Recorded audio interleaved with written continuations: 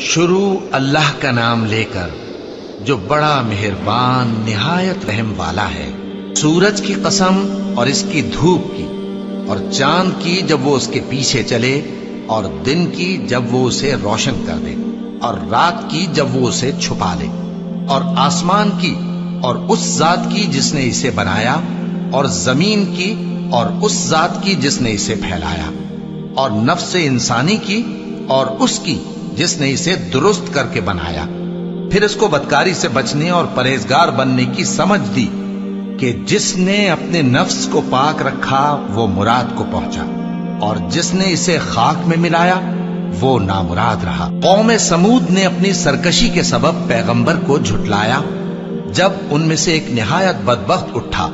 تو اللہ کے پیغمبر صالح نے ان سے کہا کہ اللہ کی اونٹنی اور اس کے پانی پینے کی باری سے خبردار رہو،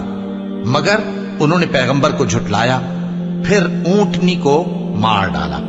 تو ان کے رب نے ان کے گناہ کے سبب ان کو نیست و نابود کر دیا، پھر سب کو برابر کر دیا، اور اللہ کو ان کے بدلہ لینے کا کچھ بھی ڈر نہیں۔